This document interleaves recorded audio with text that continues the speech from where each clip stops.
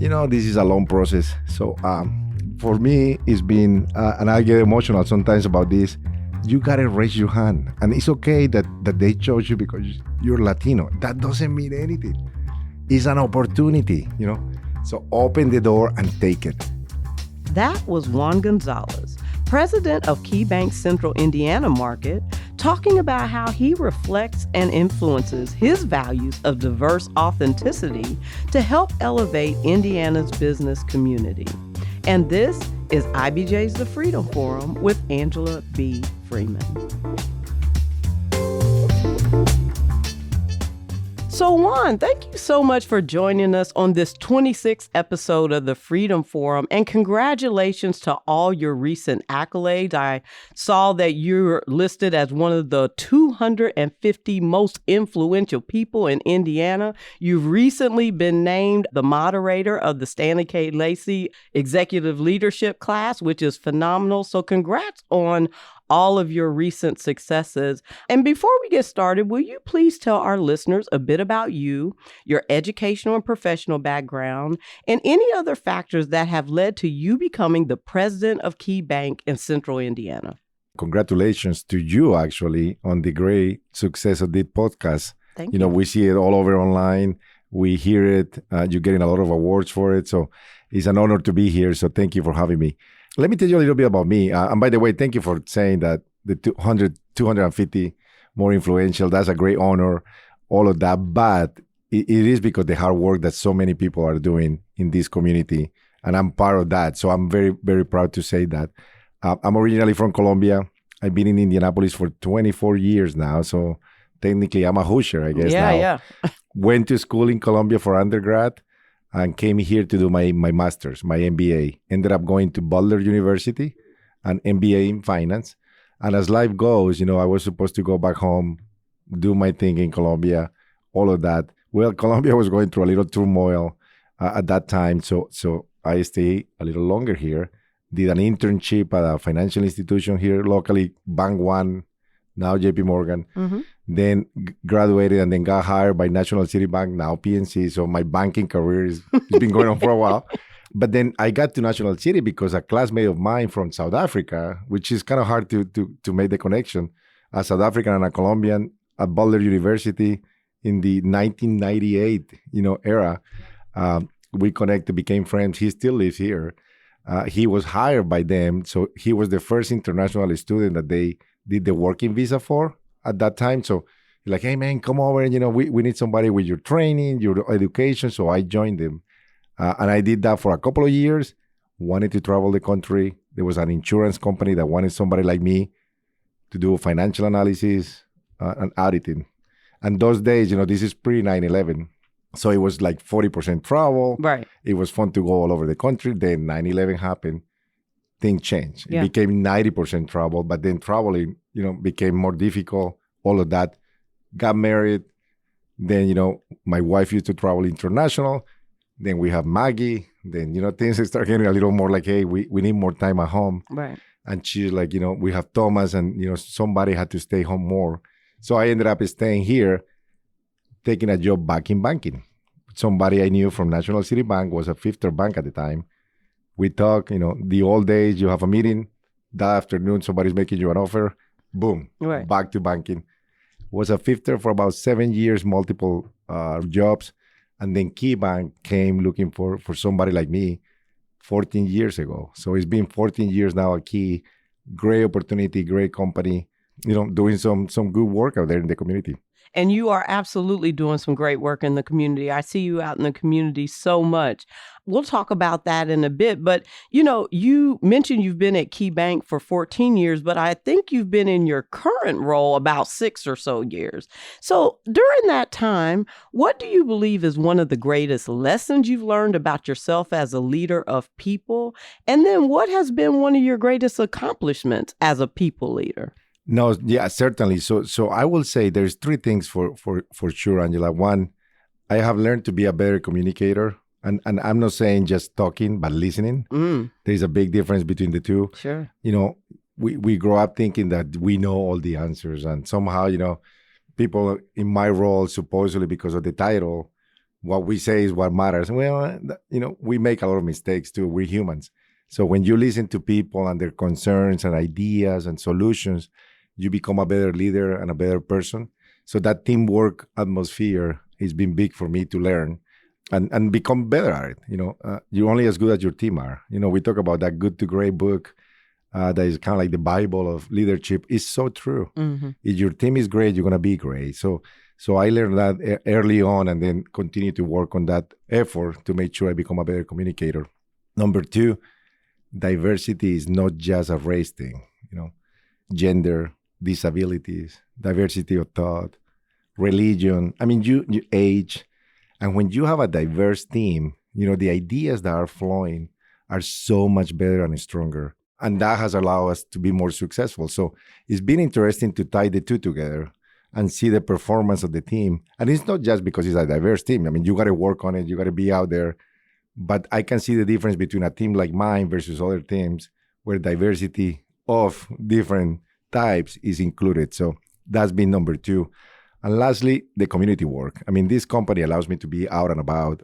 As you mentioned, I'm probably way too many boards, but that's part of what I do, right? I love community.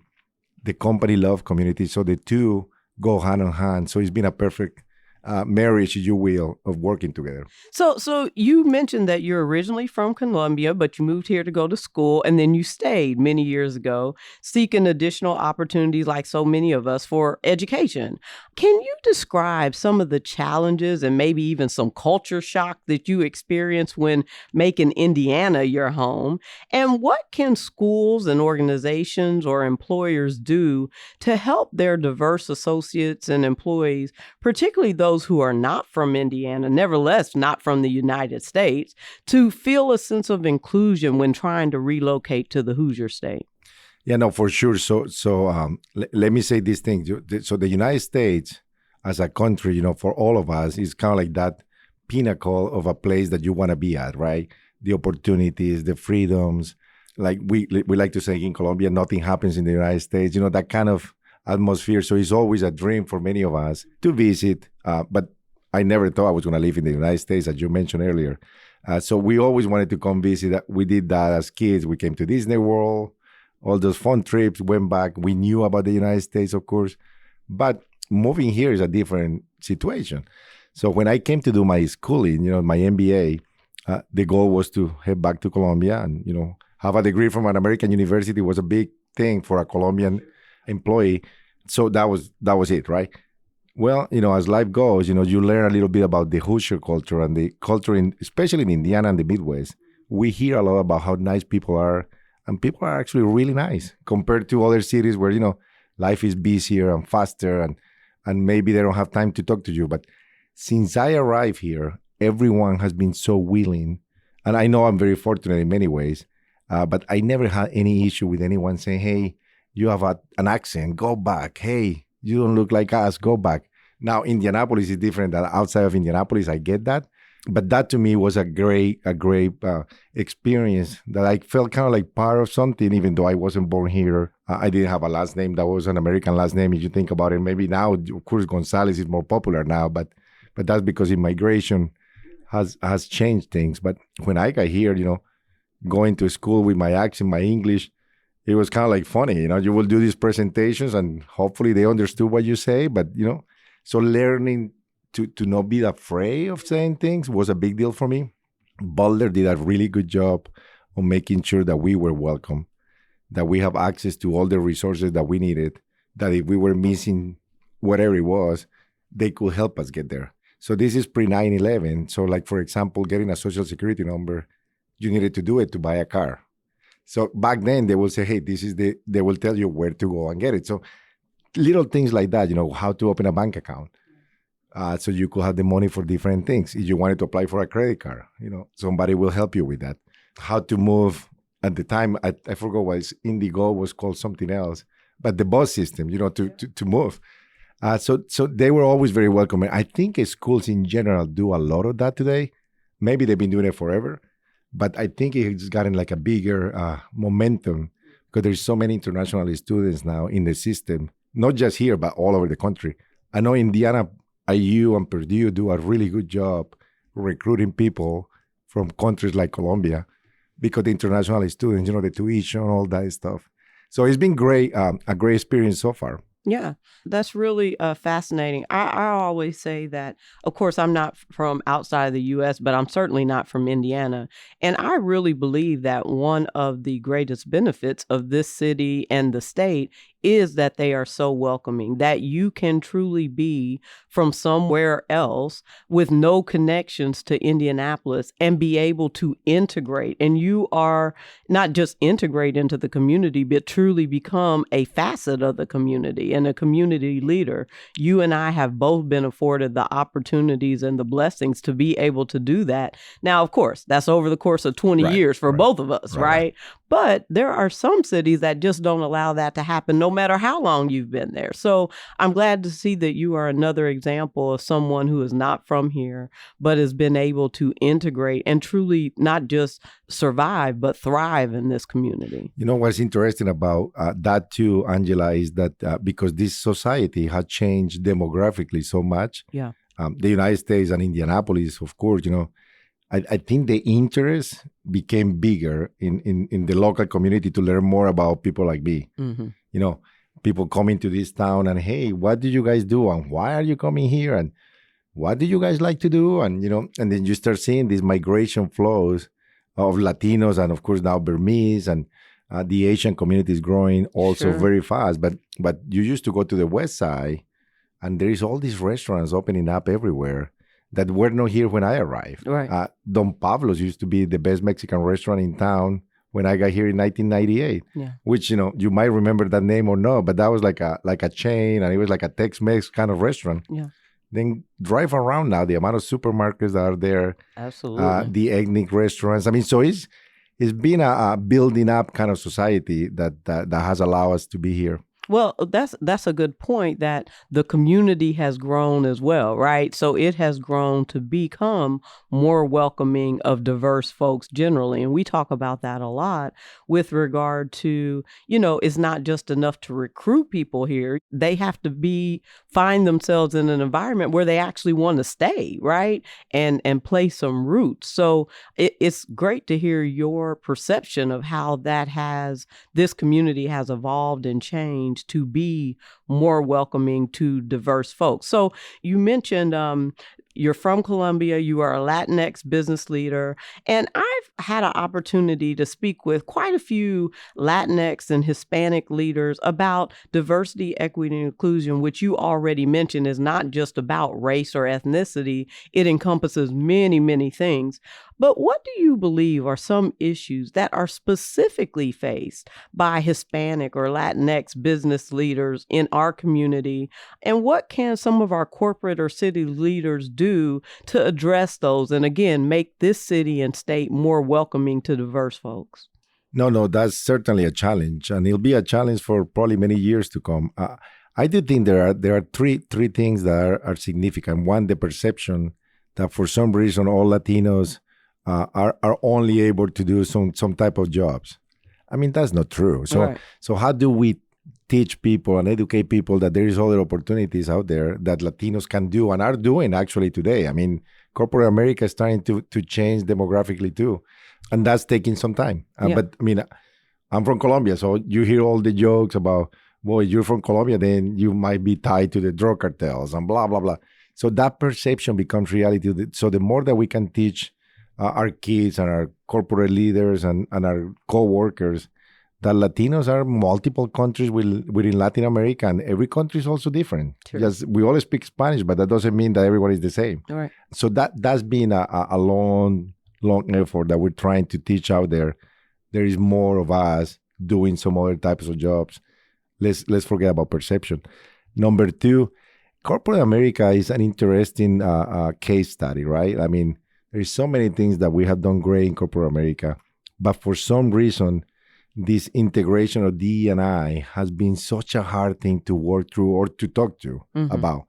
I think we're better today at talking about it. I think most companies are willing to have these conversations, and it's not about replacing a person with somebody else.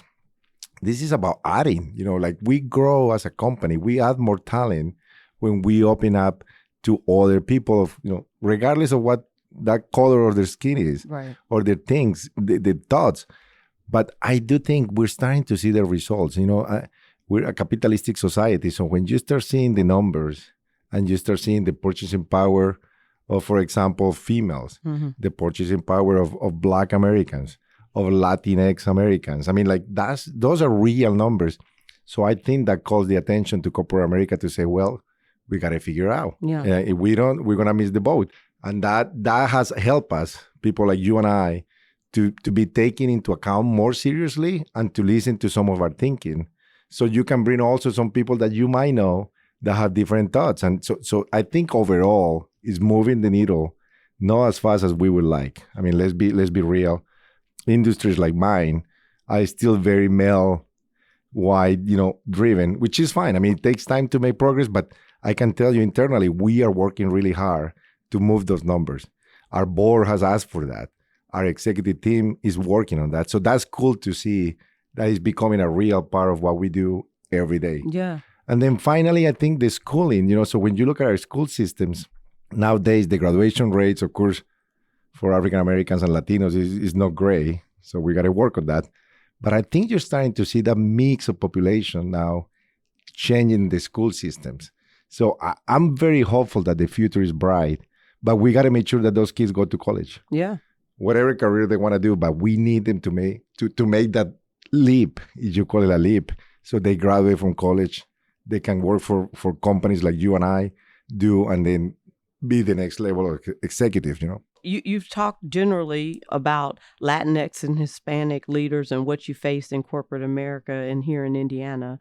And as a woman, I appreciate that, my diverse male counterparts have different experiences in the workplace than I do.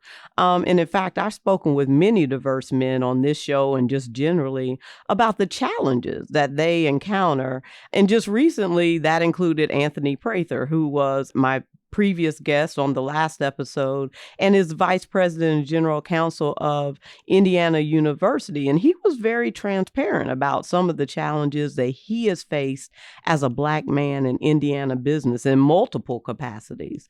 So what has been your unique experience as a diverse man climbing the corporate ladder at one of the largest bank systems in our state? What do you believe are some unique challenges faced by diverse men in business settings in Indiana and really all across our country, whether in private practice or corporations or even in government? And then finally, I'll ask again, what can employers do to address these issues to make sure that diverse men feel more included and particularly more accepted for advancements opportunity up and through any kind of corporate business setting or environment? Yeah, no, let me start with the last question because I didn't answer it before. So I think most companies, and certainly KeyBank is doing this, these are affinity groups. We call it cabins, every company calls it something else, but it's these affinity groups where we're allowing people to have these conversations, right? Like it's just talk about what your challenges are, what the issues are, so we can try to solve for it, right? I mean, my company is from Alaska to Maine, upper middle United States, so what somebody's dealing with in Seattle, Washington might be very different what you're dealing here in Indianapolis or in New York. So these groups allows you to have people from all over the country sharing some of the same challenges. How do we as a company fix those? So that will help a lot for corporate America to deal with diversity, equity, and inclusion, and now belonging. We're talking a lot about belonging now to make sure that we start making that transformation to the next phase of what D&I should be. Then mentoring, we have something called Mentor Me at the company. I know every company tries to do something like that. And it's a formal mentoring program that works two ways. One, you can choose who do you want to be mentored by. So like people sign up. It doesn't have to be from the same kind of line of business, not the same location. So I might be mentoring somebody in Denver or vice versa, right? So it's pretty cool because you get to meet people from different backgrounds and different areas. So we're really trying to do that as a company. And I believe most companies are trying to do something similar. In some cases, better than others. So we're trying to learn as we go. And the final thing that companies are doing, I think, or could do to be better is to try to create these employee programs to do educational development and leadership development for that young leader that is identified to be a young leader. And we've been very, very, very, very intentional about finding those minority employees that are very successful on their jobs, right? You got to be successful at your job. That's a given. Right. You and I have been doing this for a long time. We know that comes with the territory, if you will. But picking those people so they can give the opportunity to them to senior management, to the Harvard School, to all these programs that will advance your career to be the next level executive that we need so we can continue this process. So those three will be very helpful. Just to answer the last question. The first two that you ask about challenges, I'll tell you, I've been very fortunate in many ways, but the reality is I'm a Latino. I don't look like everyone else, and I have a very strong accent. So, it wasn't easy, but this community allows you to raise your hand and say, I want to be part of this. They let you come in and then see what you do, right? Like you gotta show that you had the talent to do it. But one thing that has been fascinating for me is that a lot of people join some of these boards and all that, but they don't talk or they don't participate or they don't ask questions. They don't challenge the process.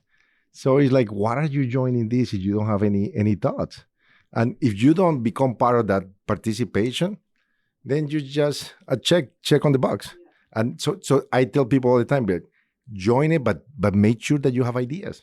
Make sure that you join it because you're passionate about it. So that's been working very well for me. And then the final question, this is a long process. So for me, it's been, and I get emotional sometimes about this, you got to raise your hand. And it's okay that they chose you because you're Latino. That doesn't mean anything. It's an opportunity, So open the door and take it. Run with it. So I get emotional because some people get offended by that. Like, why are you offended by that? Yeah. It's a great opportunity. Take it. Because in 10 years, it might not be there. Yeah. So again, just to answer your question. No, I agree. And I want to talk about that because, I recognize, and we just talked about, and everybody knows, there are challenges in being diverse in a non-diverse business. But to your point, you just kind of implied it, and I want to talk more about it. I really subscribe to the notion that there is often power and purpose when you are the only one or one of few. It's exactly what you're talking about, such as being a diverse business leader in an environment or a community or a corporation that there are not a lot of diverse people. So you're correct that, many people see that as, oh, I was chosen because I'm Black, or I'm chosen because I'm a woman, or I'm chosen because I'm Latino. But if you're good at what you do, take that as an opportunity to show up and show out, right? And so at least that's how I subscribe to that. So describe for me, if you agree, some of the benefits and or advantages that you believe contribute to a diverse business leader like yourself and myself being able to successfully build a thriving career in a Midwest city like Indianapolis or a state like Indiana, where we know is not overly diverse, but yet we've still been able to be successful, and we are representative of so many more of us out there. In particular, what unique qualities or characteristics or even skills do you think that you possess that have empowered your career success to date, despite your diverse background? No, 100%, Angela. So the fact that there is very few of us. I mean, we used to joke with three other people that you know very well. Rafael Sanchez, the lawyer, of course, not the reporter. Yeah. Charlie Garcia, Charlie in construction, and Dr. Lopez, but at that point, when we started our careers and all of that, we were very few Latinos in positions that they could like, hey, we need a Latino at this board, and we need another board. And so we will call each other and, hey, what board are you going to be this year? So I can be on the other one. So we could have a little bit of representation in the community. Now, we knew that at the time, there was two things corporate America was doing, or the board, trying to have a Latino on their board just to, make sure they say that. Right? Yeah. And then I truly believe that they wanted to learn a little bit about that community, right? Like they were curious enough to see, hey, we're seeing more Latinos coming up. Maybe you can help us understand what that means. Sure. So when I say, hey, when the opportunity opens up, take it. forget that you're the only Latino. Just you imply earlier, like jump on it, showcase your qualities, and then make sure that they understand that we're that good. And so Right. they can invite some more people in. Do the right thing, open the doors That's for, right. for others. So, and now you see that there are leadership programs specifically to Latino professionals now that are helping us develop that talent of people to be on different boards, different committees, different commissions. So we can expand this because it cannot be just 2 or 3 people. It needs to be hundreds. Right. And then it becomes part of the DNA of That's this right. community. So that's been great to see. I tell you, I mean, some of the qualities I think I have, I'm a very people person. So I love being surrounded by people. I love talking to people, listening to them, kind of like learning about them. I think there's no better quality that anyone can have that just have the decency of, hey, how are you doing today? Tell me about your life. Yeah. I mean, if you have kids, tell me about your kids. I mean, what challenges do we have? We all have challenges, right? We're humans, regardless of our color of our skin.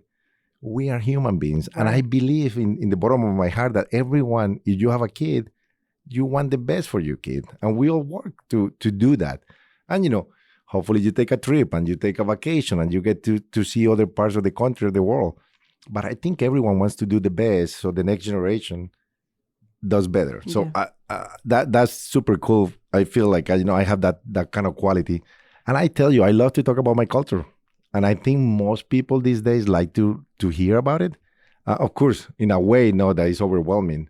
But like they always ask you, like, hey, what do you guys do in Christmas? Or what did you do in silly things like that? Sure. And you tell them some of the stuff that we do, and they're like, oh my God, you guys are crazy. Oh, yeah.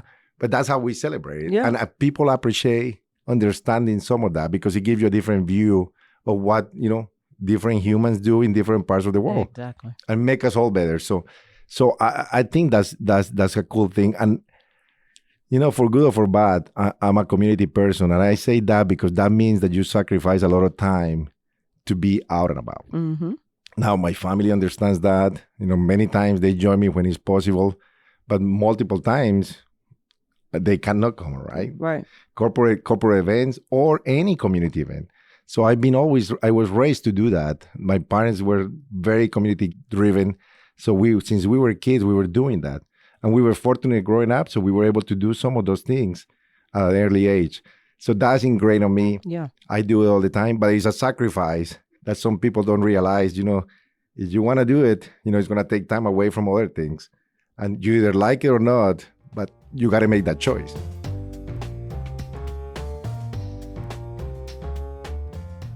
Get caught up on the state's top business news every business day with the Inside Indiana Business Radio On Demand podcast. Available now at InsideIndianaBusiness.com, Apple Podcasts, Spotify, or wherever you get your podcasts.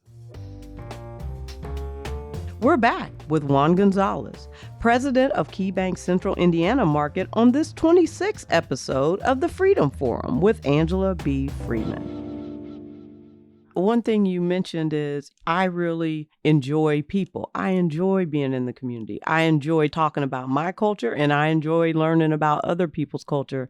And I've said that so many times that so many people approach DE&I like, oh, my corporation's making me take this training or we're having to have these conversations and I just don't want to do it. It's uncomfortable. It makes me uncomfortable.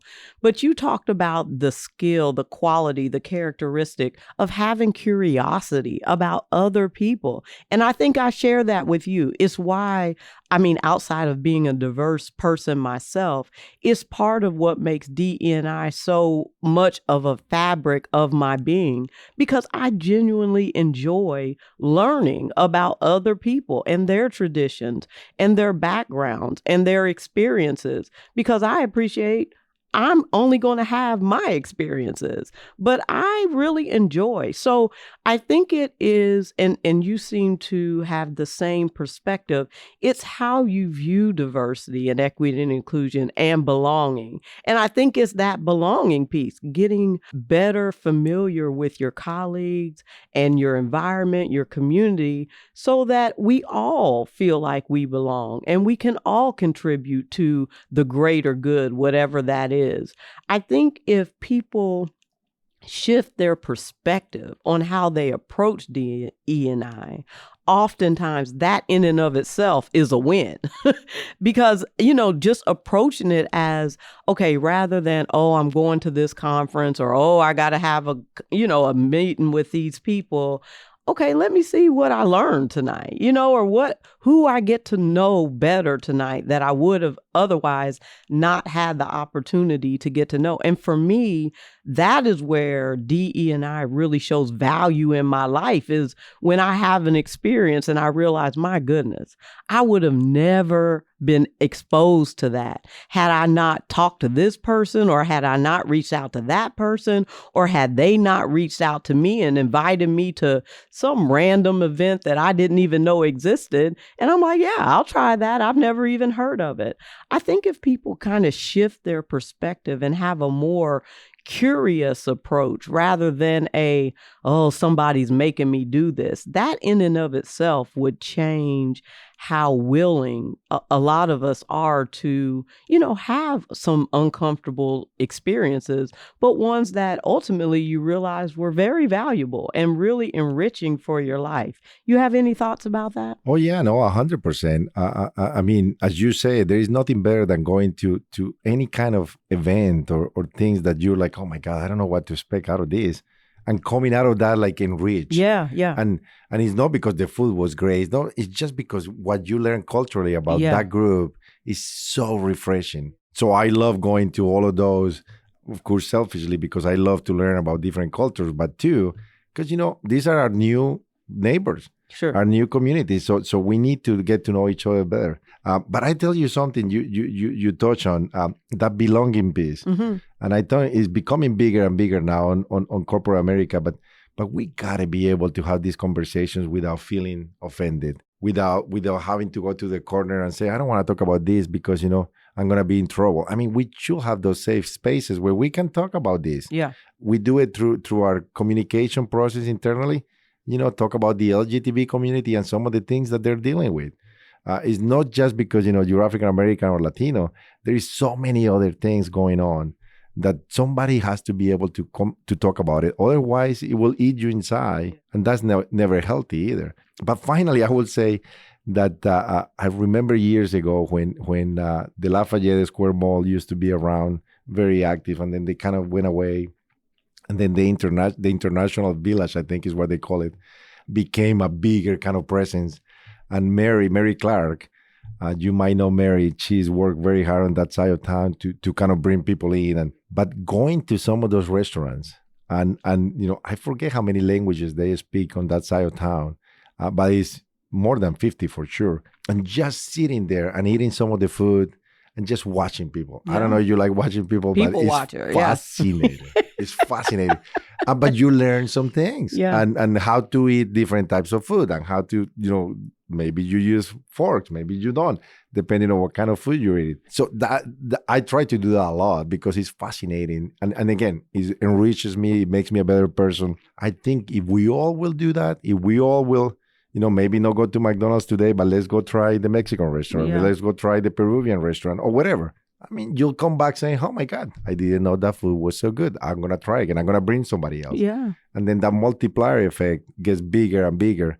I think my kids, they don't see race the same way. Yeah. They don't see any of that. They're like, oh, what is the big deal? Well, they probably will learn through history some of the challenges, but ideally, the next generation will be much better than we are dealing with some of these issues. They'll have some other things to worry about, but I don't think it'll be this, just because demographically we're changing so quickly. And they've been introduced to it so early and throughout their life versus it being a topic that, we don't want to talk about that because it's uncomfortable. They're used to it. They're used to being in school with kids who are different than them, look different, have different lifestyles, experiences, backgrounds, etc. Like in Colombia, I'll tell you, race is not really an issue. I'm called a mestizo, which is a mix of races, right? Like black, white, whatever you want to call it, but it's called mestizo.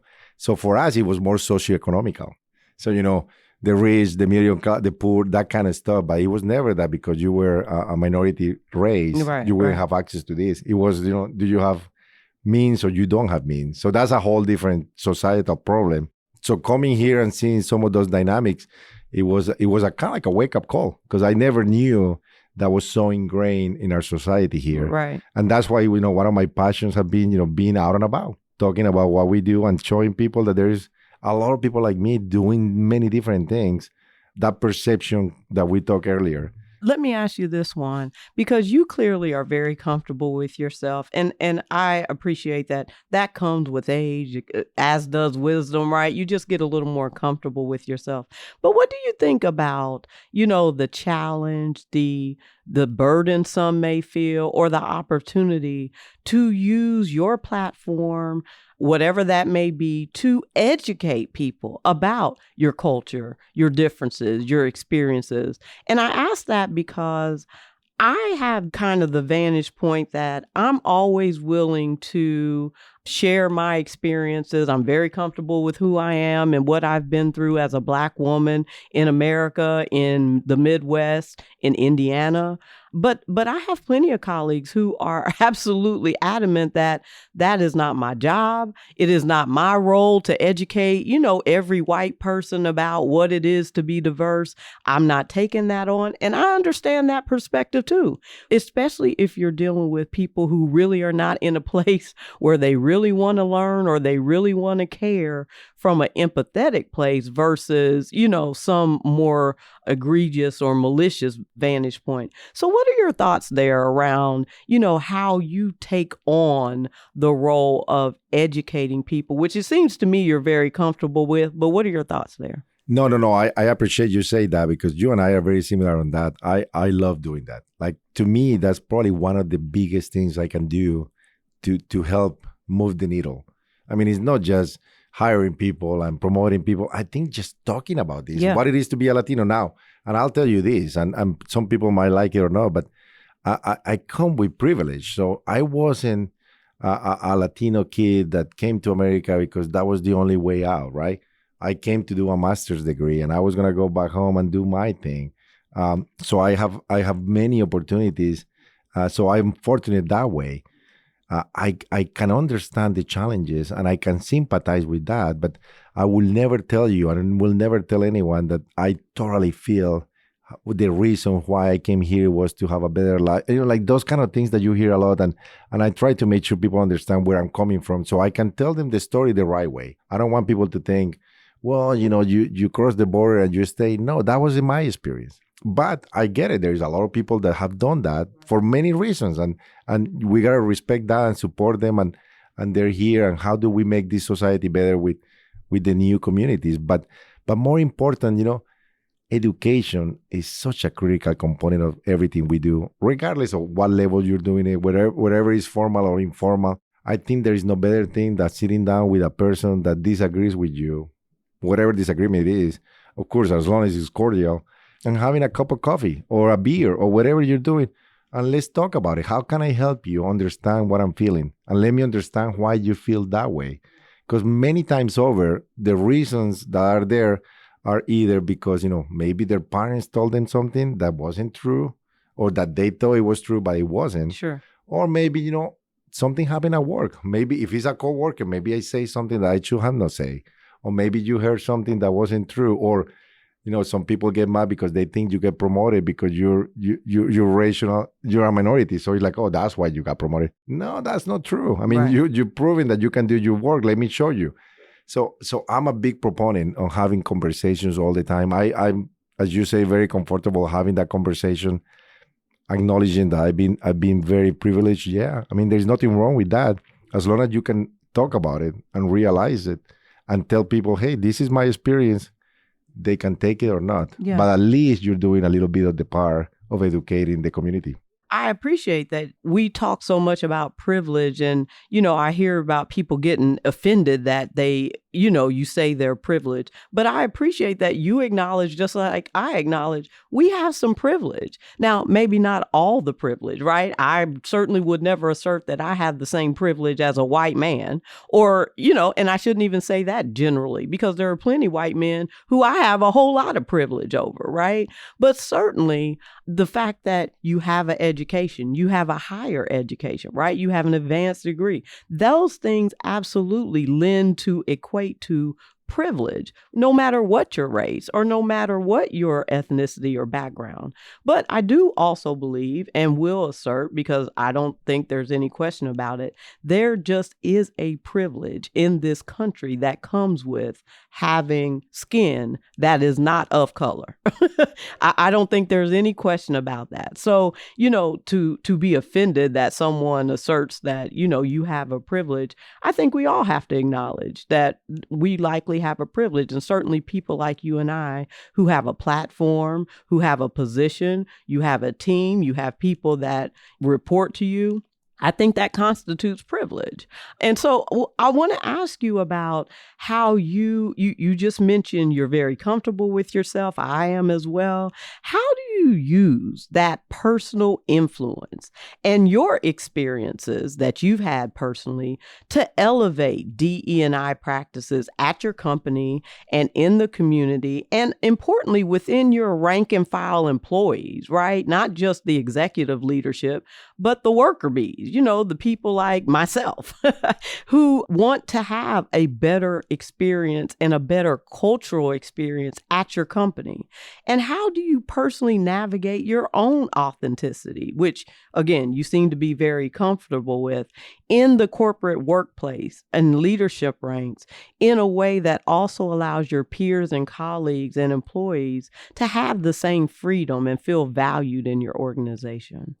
Yeah, no, for sure. Let me start with the first one with elevating people of color, and I'm helping careers and internally and externally in the community. So I do three things all the time. One, I evaluate my team on a regular basis on making sure that not only they're producing, of course, assume goals, all that, but where can I be influential in their personal journey and professional journey? Meaning, if they have a passion for, I don't know, healthcare, housing, transportation, whatever that community passion is.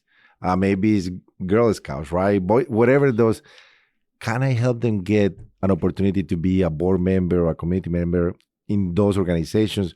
Because that brings so much self-richness, if you will, to make them better people, better community leaders. I believe that you can do that conductor kind of role or bring the two together, they'll become better people.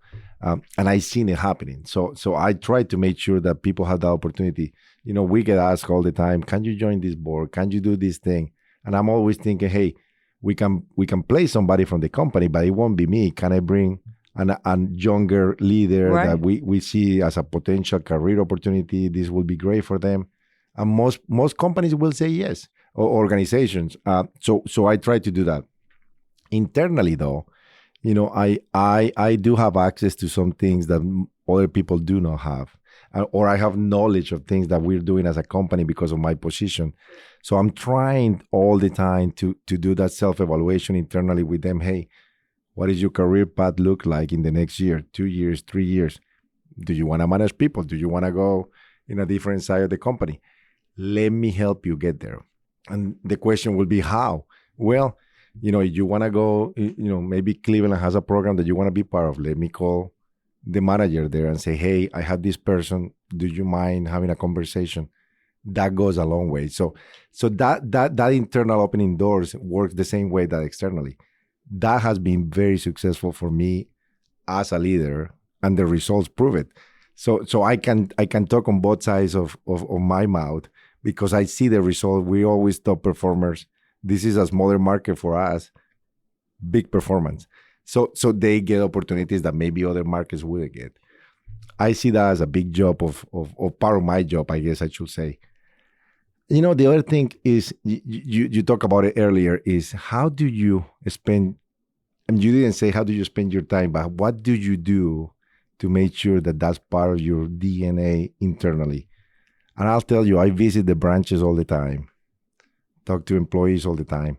I recruit a lot. I don't know if you do that, but I'm out there recruiting like 24/7, finding out who these minority leaders are out there doing the work.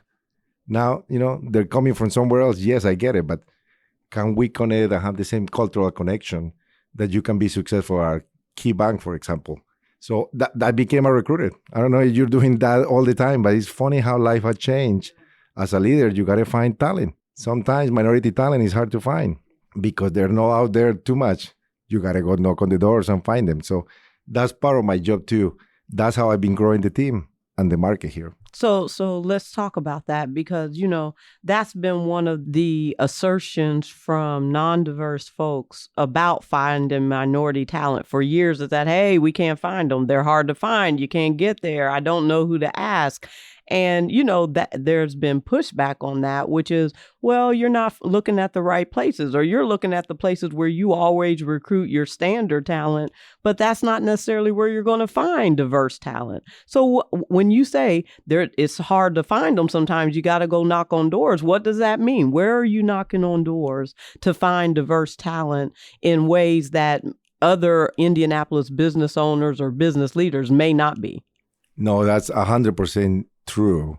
And at the bank, we try to tell our recruiters, hey, for every job opening we have, we need to have a part of the mix of people that you bring to the table. They have to be diversity part of it. Right.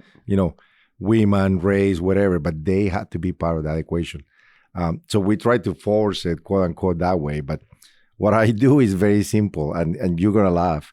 There's three things I do. One, I go to other financial institutions sometimes. You go to a branch, you go to an event, see what other bank is there, and see, hey, this person works there. They're minorities. Exchange business cards, the old way of recruiting, and say, follow up with them, and then, hey, I would love to learn more about you. Can we have a cup of coffee? Most likely than not, people will say yes, because that's an expansion of the network too. Sure. And for that person, it's also, hey, I'm meeting this other guy that maybe I hear about. It'll be kind of cool to have that connection. So that's like number one, like simplest way of recruiting, going to these events and all those things.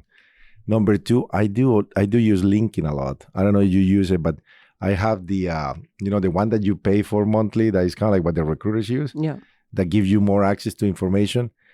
And that's been a great tool for me to find some of that talent that is hidden. Because through the connections that you have, maybe you knew somebody that is a second degree for me, and I can say, hey, Angela, do you know person X? Would you make an introduction? So that's kind of like using the tools that are out there for that. And that's why, recruiters should be using that all the time. And supposedly they use it, but it doesn't happen as fluent as you will think. And then finally, I ask for referrals from my teammates. Because, if they're here, they know what the culture looks like. Right. Ideally, they're happy at work. If they're happy at work, do you have a friend that should be looking at us? I've been very fortunate that I've been going outside the box sometimes. Maybe they don't have a financial industry kind of background, but they have that people skill. And in my role, in my job, this is a people's business. You got to be out and about. You got to be talking to people. So as long as you can do that, we can surround you with the other pieces and then, train you and all of the stuff that you can do later. But do you have the soft skills, the making that phone call or being comfortable going and talking to somebody? And a lot of times, friends of friends are the best referral sources. So those are my three little secrets. I mean, it's not a secret. I hope everyone does the same, but you got to be intentional about it, right? That word intentional sometimes gets used wrongly, but you have to be intentional. If you don't try to do it that way, you'll stay with the same group of people over and over. I've talked to several people about, how DE&I, or the concept of diversity, equity, inclusion, and belonging, has changed or evolved over the course of years in their particular industry. I remember talking to Rod Cotton about the healthcare industry and Nicole Wilson about what DE&I in the healthcare, vantage point of healthcare, how it has evolved over the years. And so I want to get a sense of that from you with regard to the financial and banking industry. How has DE&I, or the meaning of DE&I in the financial and banking industry, evolved over the last 2 decades that you've worked in that industry? And what's necessary for a leadership perspective to truly effectuate corporate DE&I policies that really advance real goals toward making, employee and leadership representation more inclusive or fair or equitable at all levels? No, you're right. It changed a lot. And there's still a lot of work that we need to do. So as much as we have improved, we still have a long way to go. So I tell you 3 things that have changed in my company for sure. One, they made it part of, they meaning the board, the board of the corporation made it part of our executive team goals to have a DE&I component. Why is that important? Is because now it's part of your own evaluation, self-evaluation, compensation, and we're human beings, and that affects people differently, but that will move the needle. So once they start implementing that, then that trickles down. Because now our CEO has a goal, and now the next level has goals, and then the next level has goals. So it starts becoming part of the conversation on a regular basis. And we talk about D&I very regularly now as part of like, what are we doing as leaders?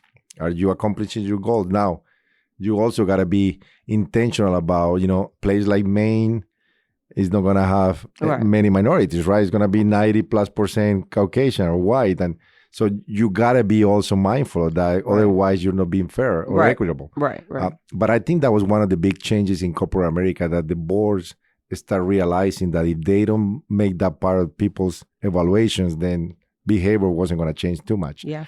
Two, because of that, then they put goals internally of moving the ranks at the different executive levels. So I don't know how you guys do it at your firm, but there's like levels of management that we all track, and there is multiple levels and things like that. So they added this component of like, in the next 5 years, we're going to move the needle from this baseline today to this baseline in 5 years at those leadership levels. Why are the leadership levels? Because those are the hardest to influence. And if you can get leaders, that are minorities or people of color or women, chances are that your thinking is going to help you move the needle at the next level. Right. So that's been very successful. But again, it's measurable. It's kind of part of your evaluation. So that forces people to think differently. Now, it doesn't mean that it's perfect, but we're making improvements. And lastly, I think this is the hardest thing, because the new generation is so different, and they are so willing to move quickly from job to job because there is so many opportunities, and you don't develop this. I mean, I've been at the bank for 14 years, so I'm ancient now for being there for so long. You see so many people come and go, especially the younger talent. So we've been trying really hard, and it's still a work in progress, to try to become better and understanding the cultural differences between the generation, my generation, the other generation. It's very different. Yeah. I mean, how do you talk to these, I'm going to say kids, right? But it's so different. And the expectations that they have, and they want to be the CEO of the company tomorrow. And then it's not how that works. And so, and in particular, if they're people of color, they're getting phone calls from recruiters all day long. So if they don't have something else that attaches them to the company, you're going to lose them. And you might move the needle for year one, and then the next year you're back to the bottom. So that part has been critical for us. I think corporate America is trying to do a lot of that, but, it's easier said than done for sure. Yeah. And, I am absolutely right there with you in, mentoring and supervising the younger generation. And you're absolutely right. I mean, their expectations, the things that they are willing and not willing to deal with, it is fascinating to me. But you are absolutely right in that, there are going to have to be some shifts in how we approach them, our expectations of them, because I can appreciate, you said they're not going to stay around long. And for a law career, particularly in private practice, there are not the multiple levels of positions you can take along a career ladder that would at least satisfy, someone and make them feel like I'm actually climbing the ladder. There's like big jumps, but they're after a lot of years, which requires this younger generation to stay at one place for many years, 6 and 7 years versus 2 and 3. And that in and of itself becomes its own challenge and barrier in keeping diverse and younger talent in the pipeline of a legal career. So I can imagine that, other industries like the financial industries are experiencing similar challenges. As we begin to close here, I want to ask you,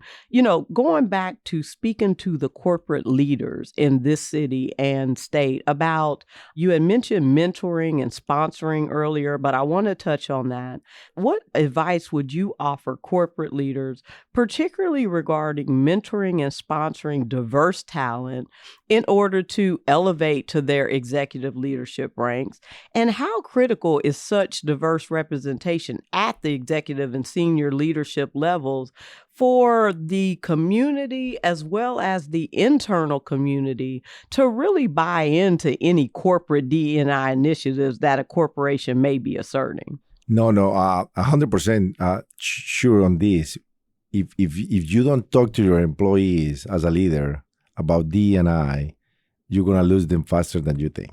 I mean, there has to be a buy-in from the top level. So that CEO of corporate America, whatever company you're on, if you don't believe in D&I, then you're probably better off not even talking about it, right? Like, because people can read you, people can see if you're honest, if you're transparent, that is not just, let's say this today because it's the flavor of the month. Right. So I tell them all the time, be real.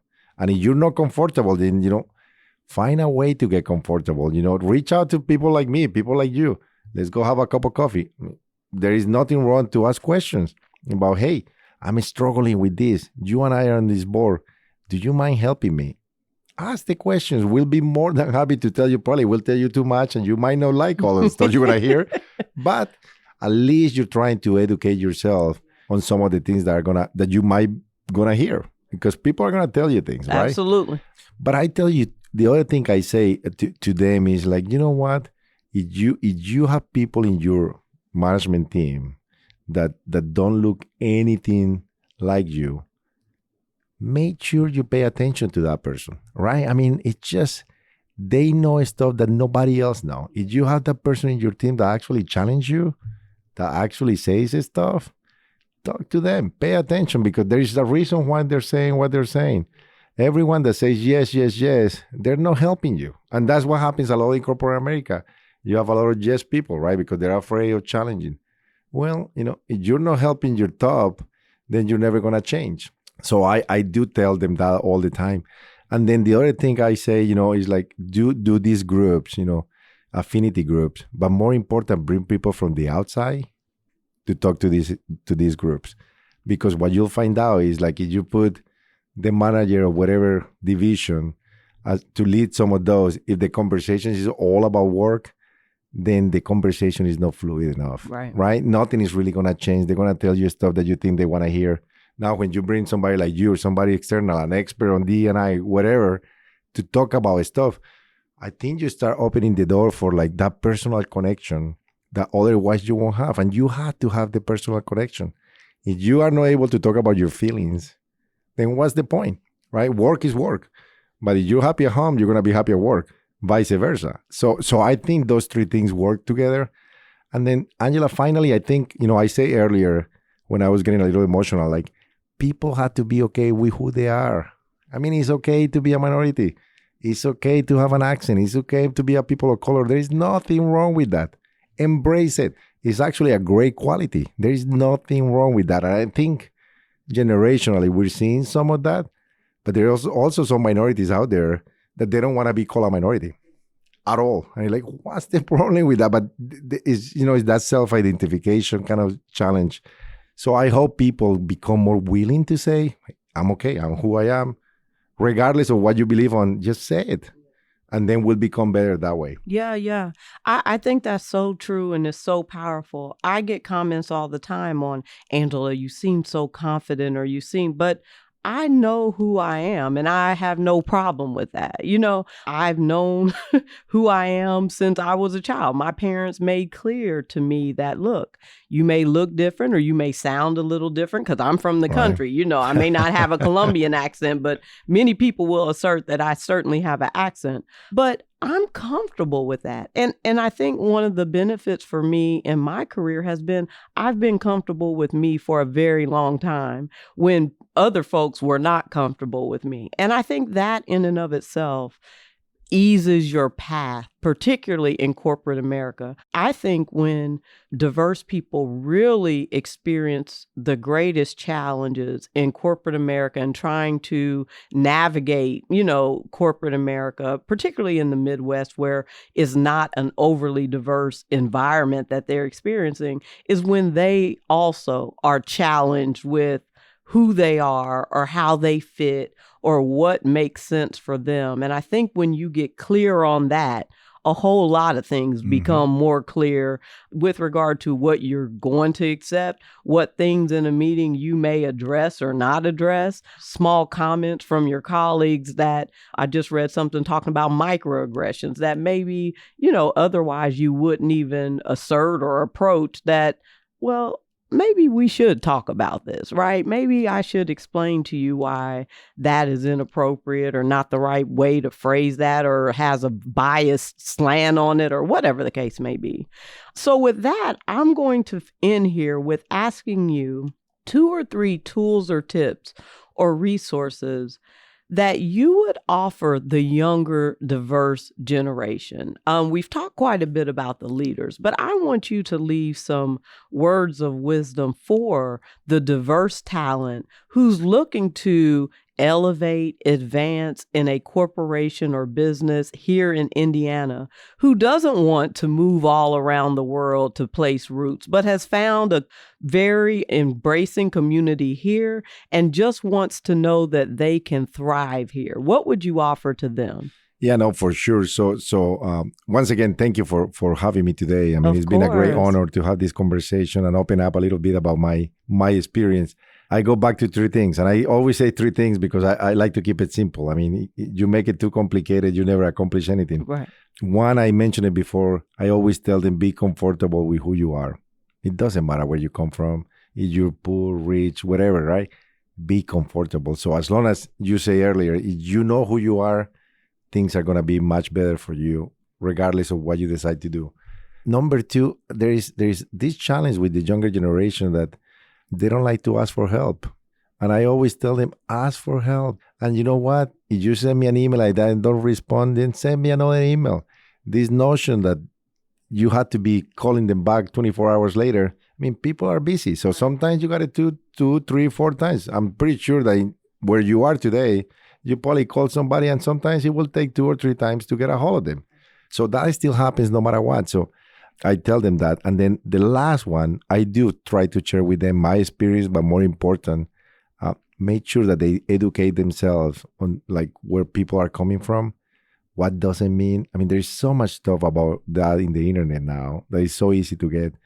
But like, if you're going to go to Indianapolis, look at the demographics.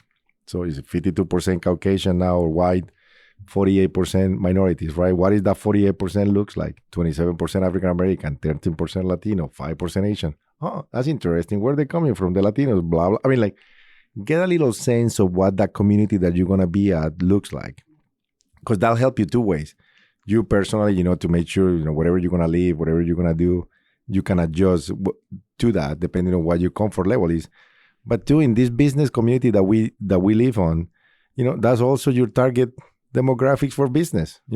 Those are going to be the next business owners. Those are going to be the next people needing an accountant and a lawyer and a banker.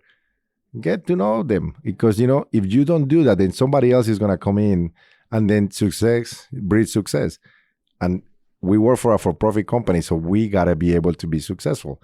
So I tell them about that all the time. And more likely than not, I will say less than 50% of people will ask for help. No matter how many times you tell them, they still don't ask for help. It's fascinating to me, but I don't know if it's the way they're raised today that they feel like the immediate takes back maybe, the mobile society that we have now. Maybe that the expectation is that now, but, ask for help. So if they do those 3 things, chances are that they'll be moving up very quickly. Juan, this has been fantastic. Thank you so much for joining us on this. This is the Hispanic Heritage Month episode of the Freedom Forum. I am so pleased to have had you, a longtime friend, on the show to share your perspective and your experiences. I think it is absolutely critical that people hear from you. So thank you so much for joining us today. Thank you, Angela. It's an honor and look forward to seeing you around in the community. Thank you again to Juan Gonzalez. And thanks to you for joining us on this Hispanic Heritage Month episode of IBJ's The Freedom Forum with Angela B. Freeman. Please come back next month for another conversation about diversity, equity, and inclusion in the Central Indiana business community.